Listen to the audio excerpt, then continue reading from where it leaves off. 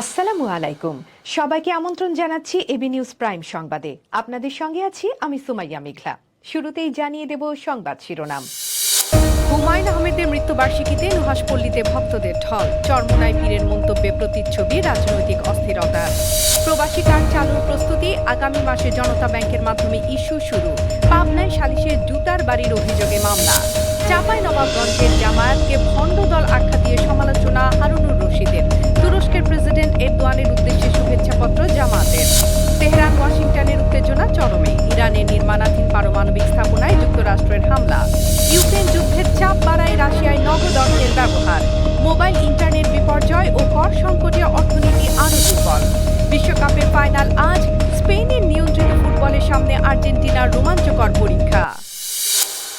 দর্শক, এতক্ষণ শুনছিলেন শিরোনাম, এখন বিস্তারিত। নন্দিত কথা সাহিত্যিক হুমায়ুন আহমেদের ১৪তম মৃত্যুবার্ষিকী নানা আয়োজনে পালিত হয়েছে।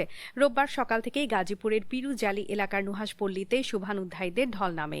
ঢাকা ও দেশের বিভিন্ন জেলা থেকে আসা হাজারো ভক্ত ও বইপ্রেমী প্রিয় লেখকের সমাধিতে শ্রদ্ধা জানান। দুপুর ১১:১২টার দিকেই হুমায়ুন আহমেদের স্ত্রী মেহের আফরোজ শাহন ও পরিবারের সদস্যরা তার কবর জিয়ারত করেন। জিয়ারত শেষে তিনি সাংবাদিকদের বলেন, গত ১৪ বছর ধরে নুহাশপল্লীতেই হুমায়ুন আহমেদের জন্মবার্ষিকী ও মৃত্যুবার্ষিকী পালন করা হচ্ছে। তিনি জানান, আমি না থাকলেও আমার সন্তানরা ও সহকর্মীরা এই আয়োজন চালিয়ে যাবে। সমাজ বা রাষ্ট্রের কাছে আমার কোনো চাওয়া নেই। গত ১৪ বছরে শুধুমাত্র আমরা নুহাশপল্লীর কর্মীরা মিলেই আমাদের জন্মদিন এবং মৃত্যুদিন একদম নিয়মিত পালন করেছি। শুধু করোনার একটি বছর পালন হয়েছে, আমি এসে পৌঁছাতে পারিনি একটি মৃত্যুবার্ষিকী। এছাড়া ১৪ বছরের প্রতিটি সময় আমি আমার পরিবার নিয়েছিলাম, আমার সহকর্মীরা নুহাশপল্লীর সবাই মিলেছিলাম। নুহাশপল্লীর পরিবেশে ছিল এক ধরনের নীরব শ্রদ্ধা, স্মৃতিচারণ আর আবেগের মিশেল। ভক্তরা কেউ ফুল দিয়ে, কেউ প্রিয় লেখকের বই হাতে নিয়ে, আবার কেউ নীরবে দাঁড়িয়ে শ্রদ্ধা জানিয়ে স্মরণ করেছেন বাংলা সাহিত্যের এই কিংবদন্তিকে। অন্যদিকে ইসলামী আন্দোলন বাংলাদেশের আমির ও চরমোনাই পীর মুফতি সৈয়দ মুহাম্মদ রেজাউল করিম বলেছেন, জাতির ভাগ্যে বারবার হতাশা নেমে আসে, কারণ আমরা শেয়ালের কাছে মুরগি বর্গা দেওয়ার মতো ভুল করে আসছি। রোববার ইসলামী যুব আন্দোলন বাংলাদেশের উদ্যোগে আয়োজিত স্বৈরাচার প্রতিরোধ দিবসে চেতনায় জুলাই শীর্ষক আলোচনা সভায় প্রধান অতিথির বক্তব্যে তিনি বলেন, ইতিহাস থেকে শিক্ষা নিয়ে নিজেদের ভাগ্য পরিবর্তনের লক্ষ্যে ইসলামকে ক্ষমতায় নেওয়ার জন্য কাজ করতে হবে। আমাদের মানুষগুলো বাংলাদেশে বারবার জীবন দিল, রক্ত দিল, পঙ্গু হলো। ৫০০-র মতো প্রায় উদীয়মান ভবিষ্যৎ সন্তানগুলো চক্ষু হারালো। আর বারবার আমরা এই ফলকে আমরা যাদের হাতে তুলে দেই, এরা হলো শিয়ালের হাতে যেরকম মুরগি বর্গা দেওয়ার পরে, মুরগি রাখার পরে যেরকম নিরাপদ নাই, তাদের কাছে আমাদের দেশ, মানুষ এবং ইসলাম নিরাপদ নয়। এই জন্য আমি সকলকে আহ্বান জানাবো, আসেন, আমরা বারবার ধোঁকা খেয়েছি।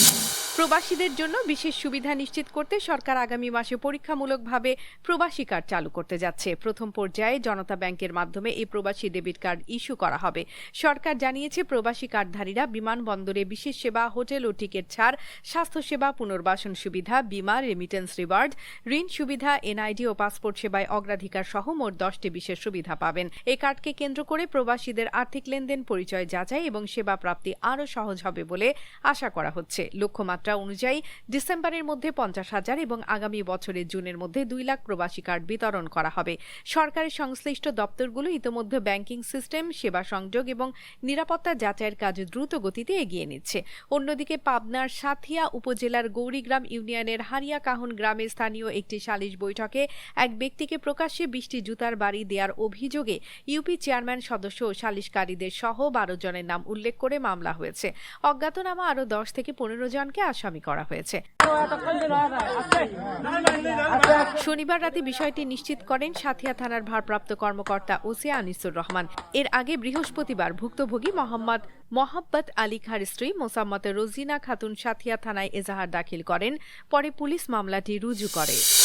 চাঁপাইনবাবগঞ্জ ৩ আসনের সাবেক সংসদ সদস্য ও জেলা পরিষদের চেয়ারম্যান হারুনুর রশিদ বলেছেন, জামায়াত ইসলামী একটি ভণ্ড রাজনৈতিক দল এবং তাদের সংসদে বিরোধী দল হিসেবে থাকা জাতির জন্য লজ্জাজনক। তার দাবি, ৭১-এর মুক্তিযুদ্ধের বিরোধিতা করা এবং দেশের মানুষের ইজ্জত লুণ্ঠন করা একটি দল বিরোধী দলের দায়িত্ব পালন করছে। এটাই দেশের রাজনৈতিক দুর্ভাগ্যের প্রতিচ্ছবি। রোববার সকালে চাঁপাইনবাবগঞ্জ পৌরসভার উদয়ন মোড় আলাউদ্দিন হোটেল থেকে রেল স্টেশন গেট পর্যন্ত রাস্তা ইউনি ব্লক দ্বারা উন্নয়ন কাজের উদ্বোধনী অনুষ্ঠানে প্রধান অতিথির বক্তব্যে তিনি এসব কথা বলেন। জামাত ইসলাম একটা ভণ্ড রাজনৈতিক দল। আমার লজ্জা হয় যে এদের মতো একটা বিরোধী দল আজকে সংসদে, যারা ৭১ মুক্তিযুদ্ধের বিরোধিতা করেছিল, যারা এদেশের মানুষের মা বোনদের ইজ্জত লুণ্ঠন করেছে, এরকম একটি রাজনৈতিক দল আজকে বিরোধী দলের দায়িত্ব পালন করছে। এবং এদের কাজ কি? যে আজকে শিক্ষা ব্যবস্থার পরিবর্তনের সরকারের সহায়তা না করে জামাত ইসলাম উস্কানি দিচ্ছে অছাত্রদেরকে। এই অছাত্রদেরকে আজকে জামাত ইসলাম উস্কানি দিচ্ছে, ঠিক না? ঠিক বলছি। এই এনসিপি যারা পরিবর্তনের রাজনীতির কথা। অন্যদিকে তুরস্কের প্রেসিডেন্ট রিসেপ তাইয়েপ এরদোয়ানের উদ্দেশ্যে বিরোধী দলীয় নেতা ডাক্তার শফিকুর রহমানের সংহতি ও শুভেচ্ছাপত্র ঢাকায় অবস্থিত তুরস্ক দূতাবাসে হস্তান্তর করা হয়েছে। রোববার বাংলাদেশ জামাতে ইসলামের সেক্রেটারি জেনারেল ও সাবেক সংসদ সদস্য মিয়া গোলাম পারোয়ার তুরস্কের রাষ্ট্রদূত রামিজ সেনের হাতে এই চিঠি তুলে দেন। বিরোধী দলীয় নেতার পক্ষ থেকে এটি ছিল আনুষ্ঠানিক সংহতি প্রকাশের বার্তা। চিঠিতে ডাক্তার শফিকুর রহমান ২০১৬ সালের ১৫ জুলাই তুরস্কে সংঘটিত ব্যর্থ অভ্যুত্থান চেষ্টার সময় প্রেসিডেন্ট এরদোয়ানের দৃঢ় ও সাহসী নেতৃত্ব, তুর্কি জনগণের ঐক্য, গণতন্ত্র রক্ষা এবং রাষ্ট্রের সার্বভৌমত্ব রক্ষায় তাদের অবিস্মরণীয় ভূমিকার প্রতি গভীর শ্রদ্ধা জানান। তেহরান ও ওয়াশিংটনের মধ্যে চলমান চরম উত্তেজনার মধ্যে ইরানের দক্ষিণ পশ্চিমাঞ্চলে নির্মাণাধীন একটি পারমাণবিক বিদ্যুৎ কেন্দ্রে হামলা চালিয়েছে যুক্তরাষ্ট্র। রোববার স্থানীয় সময় ভোর ৩:৩৯ দারখোভিন পারমাণবিক স্থাপনায় এ হামলা চালানো হয় বলে এক বিবৃতিতে জানিয়েছে ইরানের পরমাণু শক্তি সংস্থা AEOI। সংস্থাটি হামলার তীব্র নিন্দা জানিয়ে বলছে, আন্তর্জাতিক আইন লঙ্ঘন করে মার্কিন বাহিনী একাধিক ক্ষেপণাস্ত্র নিক্ষেপ করেছে। ইরানে এই পারমাণবিক বিদ্যুৎ কেন্দ্রটির নির্মাণ কাজ শুরু হয়েছিল ২০২২ সালে। হামলার পরপরই ক্ষয়ক্ষতির মাত্রা নিরূপণে জরুরি পর্যালোচনা শুরু হয়েছে। খুজেস্তান প্রদেশে অবস্থিত স্থাপনাটিতে ক্ষেপণাস্ত্রের আঘাতে ঠিক কতটা ক্ষতি হয়েছে তাৎক্ষণিকভাবে তা নিশ্চিত করা যায়নি বলে জানিয়েছে AEOI। গত এক সপ্তাহ ধরে যুক্তরাষ্ট্র ইরানের সামরিক ও বেসামরিক স্থাপনায় টানা হামলা চালাচ্ছে।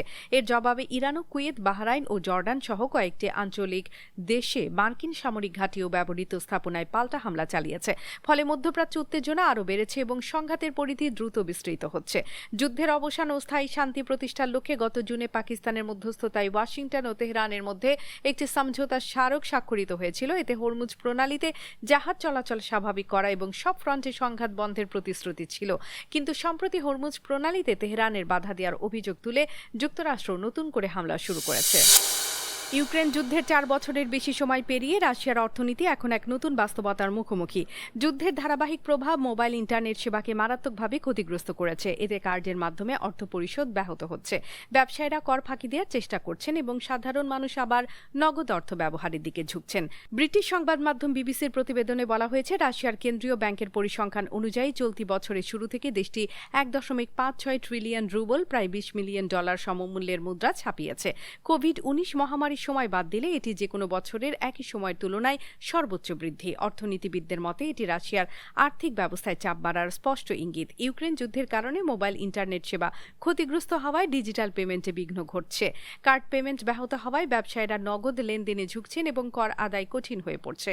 রাষ্ট্র ক্রমবর্ধমান বাজেট ঘাটতির মুখোমুখি। যুদ্ধের ব্যয় মেটাতে বিপুল অর্থের প্রয়োজন দেখা দিয়েছে। ২০২২ সালের সেপ্টেম্বরে প্রেসিডেন্ট ভ্লাদিমির পুতিনের আংশিক সৈন্য সমাবেশের ঘোষণা এবং ২০২৩ সালের জুনে ওয়াগনার গোষ্ঠীর বিদ্রোহের সময়ও বাজারে নগদ অর্থের প্রবাহ বেড়েছিল। বর্তমান পরিস্থিতি সে প্রবণতাকে আরও ত্বরান্বিত করেছে। পুরো টুর্নামেন্টে স্পেনের পথ চলা ছিল মসৃণ, নিয়ন্ত্রিত এবং প্রায় নিখুঁত। বিপরীতে আর্জেন্টিনার যাত্রা ছিল রোমাঞ্চে ভরা, কঠিন এবং বারবার খাদের কিনারা থেকে ফিরে আসার গল্পে সাজানো।